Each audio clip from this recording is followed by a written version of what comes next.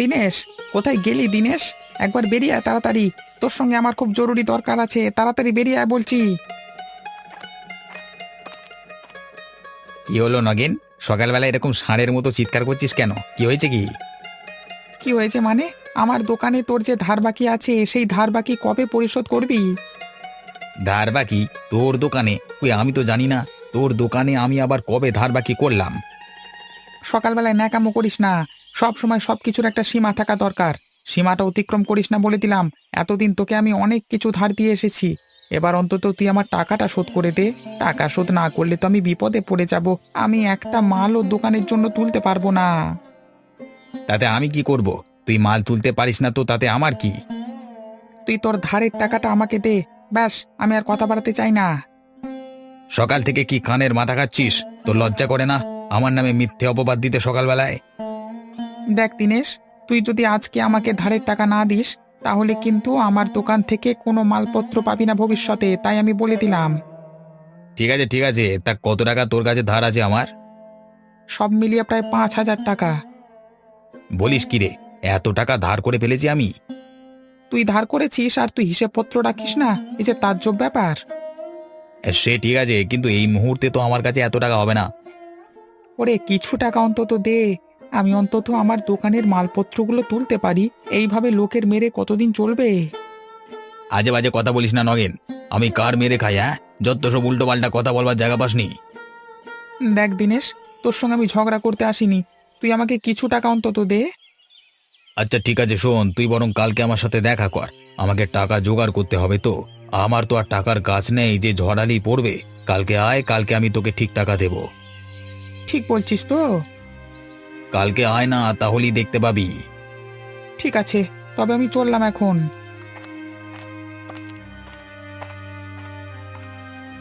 কি গো, তুমি কি সত্যি করে ওদের টাকা ফেরত দিয়ে দেবে নাকি? তোমার কি মাথা খারাপ হয়েছে নাকি? হ্যাঁ, আমি টাকা পাবো কোথায়? আরে ওকে টাকা ফেরত দেওয়ার কোনো মানই হয় না। তাহলে কি করবে এখন? হ্যাঁ, আমার মাথায় একটা পরিকল্পনা এসেছে। আমরা না হয় একজন অতিথির বাড়িতে চলে যাব, চলো।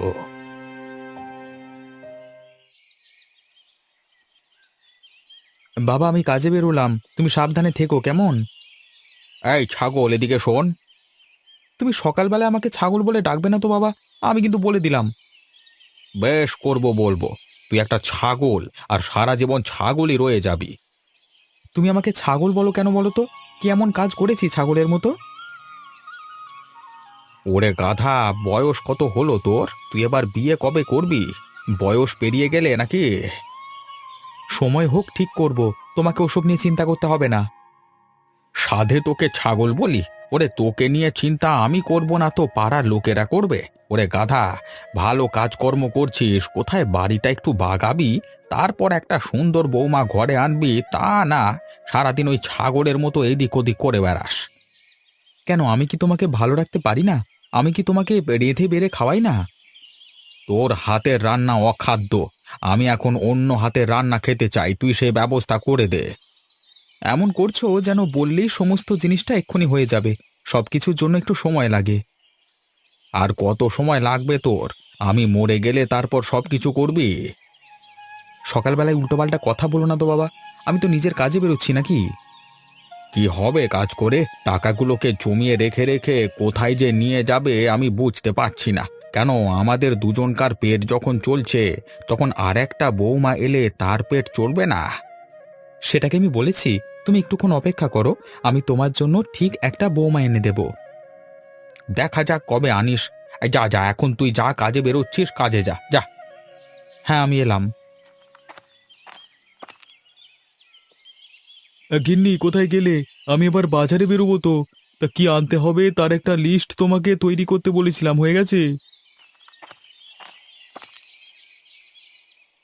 মুদিখানা জিনিসপত্র সমস্ত কিছুই আছে, শুধুমাত্র কাঁচা সবজি কিছু আনতে হবে, সেগুলো তুমি নিয়ে এসো। বাপরে বাপ, কাঁচা সবজির বাজারের দাম শুনেছো? শুনলে মাথা ঘুরে যাবে। দাম বেড়েছে বুঝি? আগুন আগুন, এই দামে কাঁচা সবজি খাবার থেকে মাছ মাংস খেয়ে থাকা অনেক ভালো। তাই করো না, তুমি বরং আজকে আসবার সময় কিছুটা মাংস নিয়ে এসো। আচ্ছা বেশ, আমি তাই নিয়ে আসবো। তবে আমার আসতে আজকে একটু দেরি হতে পারে, কেমন? কোথাও যাবে নাকি? ও হ্যাঁ, তুমি তো কালকে রাতে আমাকে বলেছিলে যে ফসলের ওষুধ কিনতে যাবে। হ্যাঁ হ্যাঁ, আর তাছাড়াও নগেনের কাছে কিছু টাকা ধার আছে, সেই টাকাগুলি আমি দিতে যাব, বুঝলে? এ মা, তুমি ওর কাছ থেকে ধার করেছিলে নাকি? হ্যাঁ, এই তো পরশুদিন যখন চাল আর মশলাপাতি আনলাম, তখন তো আমার হাতে একদম টাকা ছিল না। তুমি তো হঠাৎ করে বললে, তাই আমি ধার করে কিছু নিয়ে এলাম। বেশি না, ওই ৩০০ টাকার মতো ধার আছে। না গো, তুমি অন্তত ওর কাছ থেকে ধার করো না। ওরা একটা মাত্র মেয়ের বিয়ের জন্য অনেক কষ্ট করে দোকান চালিয়ে টাকা সংগ্রহ করছে। আরে তুমি আমার কথা বাদ দাও, নগেনের কাছে ৫,০০০ টাকা ধার করে এমন লোকও আছে, জানো? বলো কি গো, সে কে যে এইভাবে গরিব মানুষের থেকে ৫,০০০ টাকা ধার করে? এই তো সেদিন আমার কাছে দুঃখ করে নগেন বলছিল, কার কাছে যেন ৫,০০০ টাকার মাল সে বিক্রি করেছে, এখনো পর্যন্ত সেই ধারের টাকা পরিশোধ করেনি। দিনেশ দা এবং নীলিমাদি ওরকমই, দরকারের সময় নেবে, তারপর দরকার মিটে গেলে আর চিনতে পারবে না। আমার সঙ্গে তো একবার এরকম ঘটনা ঘটেছিল। তাই নাকি? তা কি ঘটেছিল তোমার সাথে? আমাকে দুটো খেতে দাও, তারপর বলো।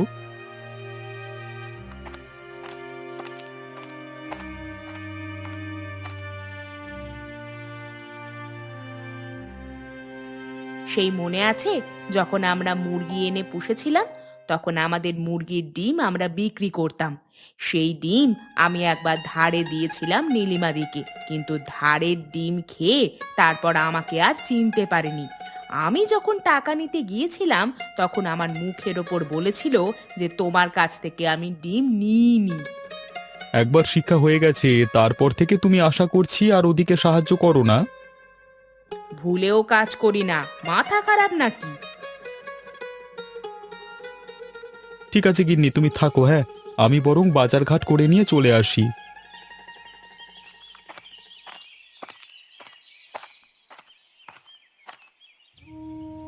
ধুর, এভাবে আর ভালো লাগে না।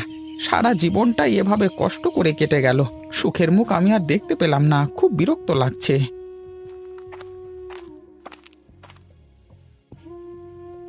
কি হলো বাবা, তুমি আজকে দোকানে যাওনি?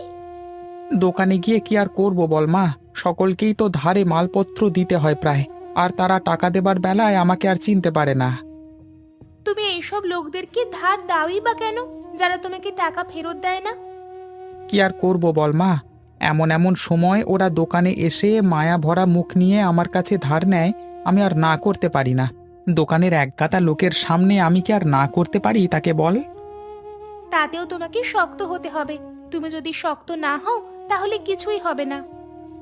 আসলে শক্ত হতে পারি না রে মা, সমাজে চলতে গেলে সবাইকে সাথে করে নিয়ে চলতে হয়। আমি যদি কাউকে না বলে মালপত্র না দিয়ে তাড়িয়ে দিই, তাহলে তাদের আমার উপর একটা রাগ থেকে যাবে, যে রাগের কারণে তারা অনেক কিছু করতে পারে, আমাদের ক্ষতি করতে তারা ছাড়বে না।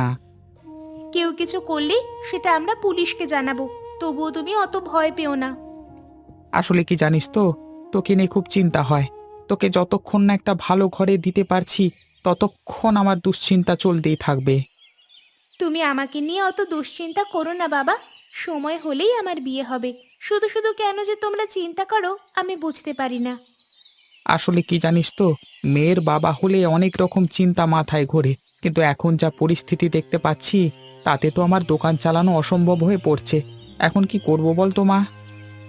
কে তোমার কাছ থেকে ধার নিয়েছিল বলো তো? নিশ্চয়ই অনেক টাকা ধার নিয়েছিল, তাই না? ওই দিনেশ, ওই দিনে সব মিলিয়ে প্রায় ৫,০০০ টাকা ধার নিয়েছিল, কিন্তু সেই ৫,০০০ টাকা এখনো ফেরত দেয়নি। তুমি কি ওদের বাড়ি গিয়েছিলে? কি বললো ওরা?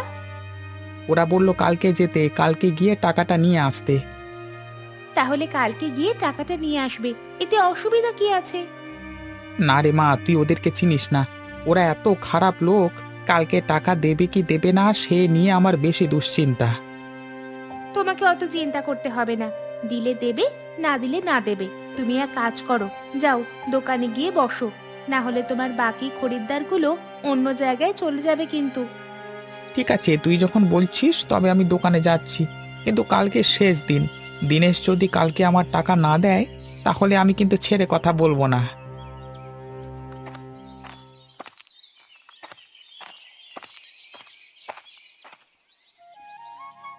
কই গোপাল, কোথায় গেলে? এই দেখো, তোমাদের বাড়িতে শীতের দিনে অতিথি চলে এসেছে। আরে দিনেশ দা, তুমি তুমি হঠাৎ করে আমার বাড়িতে? সেই শেষ এসেছিলে আমার বিয়েতে। আরে দাঁড়াও দাঁড়াও, আজকে দুপুরে নিশ্চয়ই মাংস হয়েছিল। হ্যাঁ, কিন্তু তুমি কি করে? ইস, তাহলে দুপুরে এলি তো ভালো হতো। অন্তত প্রথম দিন এসেই মাংস ভাতটা খেতে পারতাম। তোমার গিন্নিকে দেখে মনে হচ্ছে ও আমাদেরকে চিনতে পারেনি। তা আমাদের পরিচয়টা একটু দিয়ে দাও। হ্যাঁ গিন্নি, ও আমার দূর সম্পর্কের এক পিসিমণির ছেলে। শেষ আমাদের বিয়েতে এসেছিল, আর এই আজকে আসছে। আসুন আসুন, ভেতরে আসুন।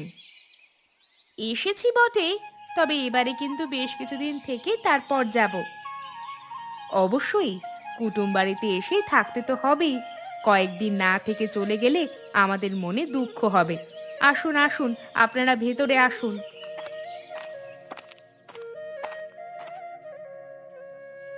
তা বলো দিনেশ দা, কেমন আছো তোমরা? হঠাৎ করে আমাদের কথা মনে পড়ে গেল কি করে? কি আর বলি ভাই, কাজের এত চাপ ছিল, সেই কাজের চাপ থেকে একটু মুক্ত হয়ে তোমার কথা মনে পড়ে গেল। ভাবলাম অনেকদিন তো যাওয়া আসা নেই, তাই আতিথেয়তা করতে যাওয়া যাক। বেশ করেছেন।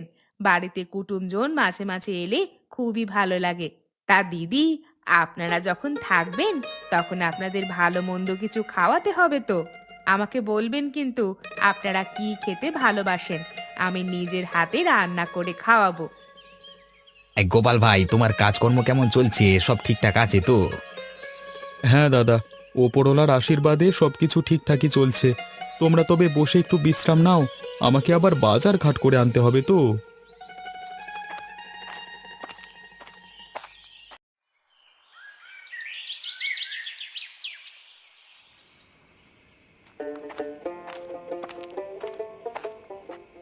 এই ছাগল এলি নাকি? তা ঘরে তো এখনো রান্না বান্না চড়েনি, খাবো কি রে রাতের বেলায়? হ্যাঁ, আজকে একটু কাজের চাপ ছিল, তাই ফিরতে দেরি হয়ে গেল।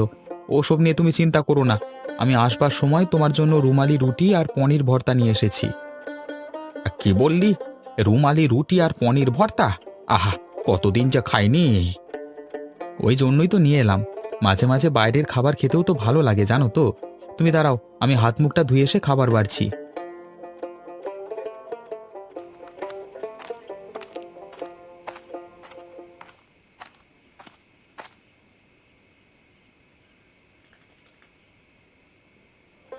তা হ্যাঁ রে বাপ, তুই যদি রাজি থাকিস তাহলে তোর জন্য মেয়ে দেখা শুরু করব। আমার হাতে কিন্তু একজন ভালো ঘটক আছে।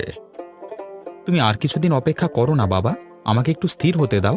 ভাবছি বাড়ির কাজটা শুরু করব। তুমি আবার তার উপর বিয়ে করবার জন্য চাপ দিচ্ছ। বাড়ি তো আর ফুরিয়ে যাচ্ছে না রে বাপ। করবি করবি, অসুবিধে কি আছে? কিন্তু ভালো মেয়ে একবার হাতছাড়া হয়ে গেলে পাবি না কিন্তু, বলে দিলাম। পৃথিবীতে কত মেয়ে আছে, ওপরওয়ালা যার সঙ্গে ঠিক করে রেখেছেন দেখবে ঠিক সে এ বাড়িতে চলে এসেছে। তুমি জোর করে কিছু করতে পারবে না। সে তো বটেই রে বাবা। তোর মাকে হারিয়েছি আজকে 20 বছর হয়ে গেল। সেই থেকে তোকে কোলে পিঠে করে মানুষ করছি। একজন নারী যেভাবে ঘরকে গুছিয়ে রাখতে পারে, আমরা কি তার পারি? সে তো বটেই, মায়ের কথা আমার খুব মনে পড়ে, কিন্তু কি আর করবার, যেটা হারিয়ে যায় সেটাকে আর ফিরে পাওয়া যায় না। ঠিক আছে, এখন খেয়ে নে বাবা।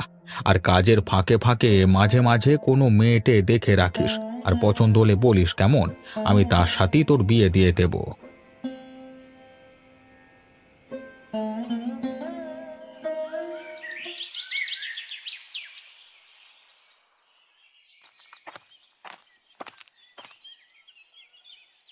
দিনেশ, দিনেশ কোথায় গেলি? বেরিয়ে আয়। তুই আজকে আমাকে সময় দিয়েছিলিস, আমি এসেছি, আমার কাছে বেরিয়ে আয়।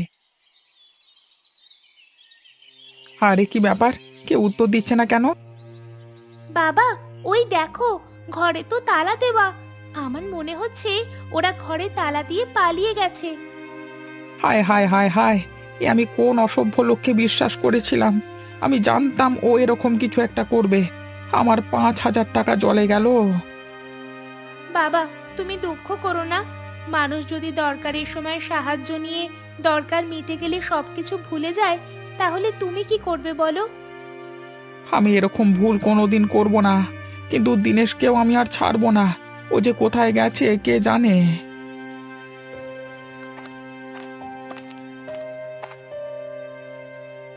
কি ব্যাপার নগেনদা, এখানে এভাবে মাথায় হাত দিয়ে বসে আছো কেন? কিছু ঘটেছে নাকি? দিনেশ আমার 5,000 টাকা মেরে দিয়ে চলে গেছে। এখন ঘরে তালা দিয়ে যে কোথায় গেছে সেটাই বুঝতে পারছি না। ওকে তো কালকে বিকেলের দিকে দেখলাম দুই স্বামী স্ত্রী মিলে কোথায় যাচ্ছে। আমি জিজ্ঞাসা করলাম কোথায় যাচ্ছো, আমার কথার কোনো উত্তর দিল না, শুধু বললো আত্মীয়র বাড়ি। কি আর করা যাবে, আজকে না হয় ও পালিয়ে গেল, যেদিন হাতের কাছে পাবো সেদিন ওকে মজা দেখাবো। 5,000 টাকা তো চারটিখানি কথা নয়, অনেক টাকা তোমার কাছে। ধরে নাও তোমার ওই টাকা চলে গেল, কারণ যাকে তুমি ধার দিয়েছো সে একটা মহা চিটিংবাজ লোক। আমার কাছেও ওরকম টাকা ধার করে আমাকে ঠকিয়েছিল জানো, সে কথা আমি কাউকে বলতে পারিনি লজ্জায়। আর ওদের দেখো একদম দোকান কাটা। ঠিকই বলেছো কাকা তুমি, এইসব লোকেদের কোনোদিন ভালো হবে না, দেখে নিও। বাবা, তুমি এখন চলো এখান থেকে, এসব কথা ভুলে গিয়ে নতুন করে আবার দোকানটা শুরু করবে, চলো। হ্যাঁ, ঠিকই বলেছে তোমার মেয়ে। আর হ্যাঁ, এবার থেকে লোক বুঝে ধার দিও, যাত্রার কাছে ধার দিও না, ঠিক আছে? কি বলবো ভাই, আমার কাছে দূর গ্রাম থেকে একজন খরিদ্দার আসে, নাম গোপাল। সে 500 টাকা ধার করলে দুদিন যেতে না যেতেই আমাকে ফেরত দিয়ে দেয়। এরকমই হয় গো, নিজের গ্রামের লোকেরাই তোমার সর্বনাশ বেশি চায়। হ্যাঁ, যাই হোক, কথা বাড়িয়ে লাভ নেই। যাও যাও, তুমি তোমার দোকানে যাও।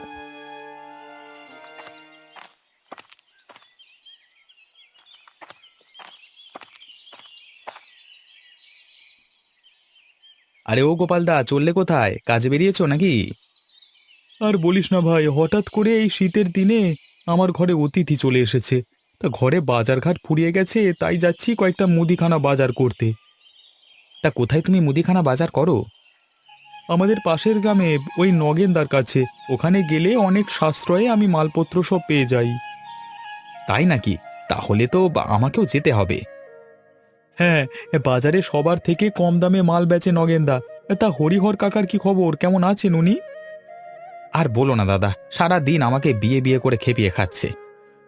তা তো ঠিকই বলেছে, তোমার তো বিয়ের বয়স হয়ে গেছে, এবার তো তোমার বিয়ে দেওয়া দরকার। আচ্ছা, নগেনদার একটা মেয়ে আছে, শুনেছি ও নাকি খুবই গুণবতী এবং রূপবতী। তুমি চাইলে তাহলে আমি ওর সাথে কথা বলতে পারি।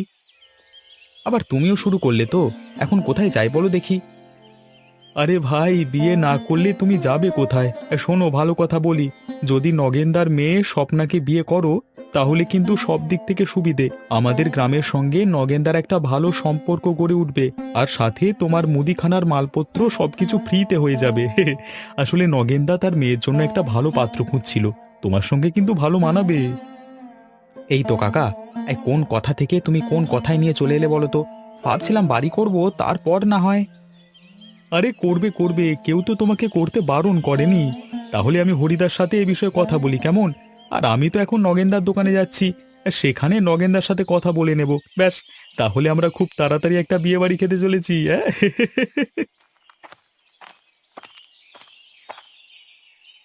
নগেনদা, কি ব্যাপার, এরকম রুক্ষ মুখে আছো কেন? তোমাদের একটা সুখবর আছে গো। গ্রামের লোক টাকা মেরে নিয়ে চলে গেছে, কি আর করব বলো। তা বলো, তোমার কি সুখবর শুনি, তাতেই মনটা একটু যদি শান্ত হয়। সে কি, কে আবার টাকা মেরে নিয়ে চলে গেল? ওই আমার এক গুণধর খদ্দের।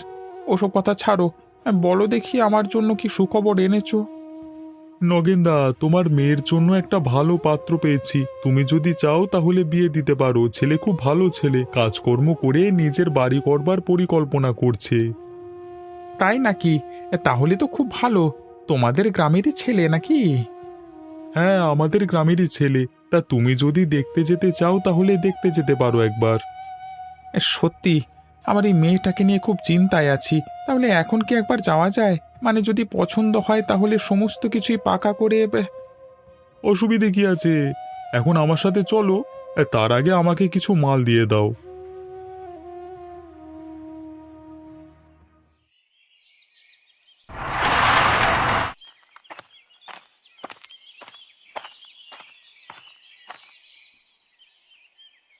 দিনেশ, তুই এখানে এসে বসে আছিস? আরে, তুমি ওকে চেনো নাকি? ওই সেই খদ্দের যে আমার সব টাকা মেরে নিয়েছে, তারপর আমাকে আজকে সকালে টাকা দেবার নাম করে সুযোগ বুঝে ঘর বন্ধ করে পালিয়ে এসেছে। সে কি গো দিনেশ দা, তুমি এরকম কাজ করেছো? আমার তো বিশ্বাস হচ্ছে না। না মানে ওই আর কি মানে মানে মানে এখন যখন তোকে ধরেছি তখন আমার হাত থেকে আর পালাতে পারবি না। মানে নগেন, তুই হঠাৎ করে আমার খবর পেলি কি করে? আমি এখানে আমার মেয়ের জন্য পাত্র দেখতে এসেছিলাম, আর এসেই তোকে দেখতে পেলাম। তাহলে তো ভালোই হলো। আমার জন্যই এক প্রকার ধরে নাও তোমার মেয়ের বিয়ের জন্য পাত্র দেখা হলো। তাহলে ওই 5,000 টাকা কি এই আনন্দে ক্ষমা করে দেওয়া যায় না? বুঝতে পেরেছি, এখন দিনেশ তার হাতে টাকা নেই। আচ্ছা নগেনদা, আমরা যে কাজটা করতে এসেছি ভালোই ভালোই উদ্ধার করি, তারপর দিনেশ তার 5,000 টাকা না হয় আমি তোমাকে শোধ করে দেব। ভালো, শীতের দিনে অতিথি হয়ে এসে ভালো রকমই কাজ হাসিল করলে তুমি, দিনেশ।